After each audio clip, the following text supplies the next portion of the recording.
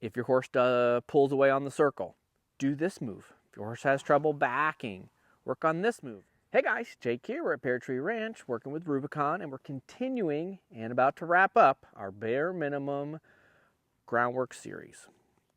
We're going to look at what I call horse burpees. And this exercise is one that really gets all the body parts in all the directions with one move. We call it horse burpees because you could do push-ups, sit-ups, jumping jacks, squats, mountain climbers. There's 5 exercises. Or you could do burpees. One burpee would have all 5 of those included. So instead of spending an hour doing all those 5 exercises, you could do about 20 minutes or less, depending on how fit you are, of burpees straight, throw up, and be worked out for the day. This move is about getting horses in a bind and getting them to be able to think through being in that bind. How we start with this idea is something that lots of horse people have seen. Take the rope. You're going to put it on the far side of the horse. Okay. Come around. Let that fall down behind their butt. And you want them to turn around and come find you. Okay? Simple. Here's the problem. When you ride, you don't put the rein on their butt. Where we're going to progress to is, can you, another name for the horse burpees is the old rope over the withers move. Can you put the rope over their withers and draw on that and have your horse get out of that bind and come find you? But what can happen when we do the move here is the rein is taut against their neck. It causes them to feel very wadded up so they can get to pulling their chin to their chest and just run backwards.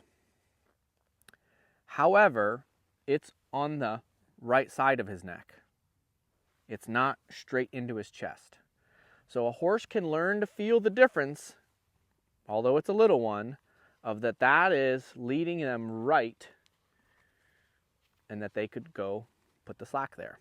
Once we have a little bit of a yield working, and then that's starting to be a pattern, I'll do one side consistently till they get good at it before I switch sides.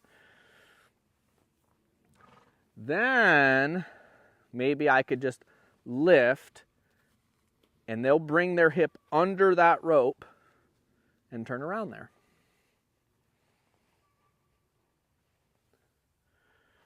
Maybe I can just lift, and he'll bring the hip under that rope and turn around there.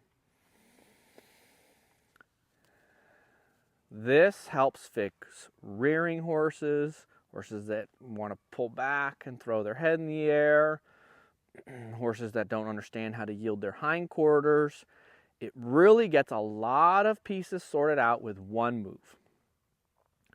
If your horse pulls away on the circle, do this move and then go back to the circle. You'd be amazed how much better they get at following their nose. Okay?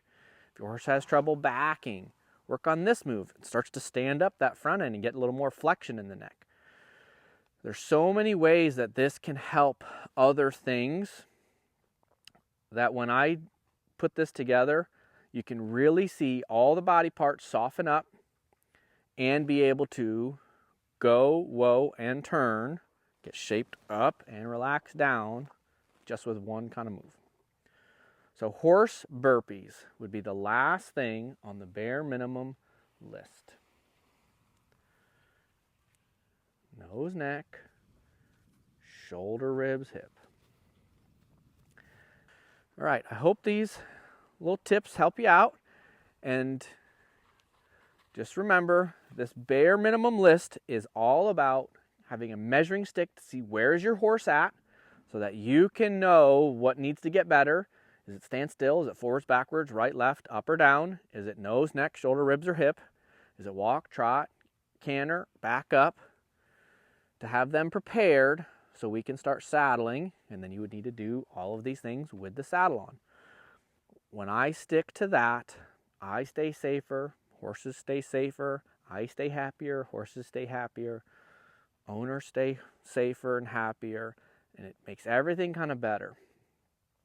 anytime we get into trouble, one of these pieces, usually you can boil it back down to one of these things, isn't working. And that's using this as a measuring stick to help problem solve and figure out which body part, which direction, at which speed do we need to put some energy and effort into. All right, I'm Jake, this is Rubicon, we're at Pear Tree Ranch, and we'll see you next time.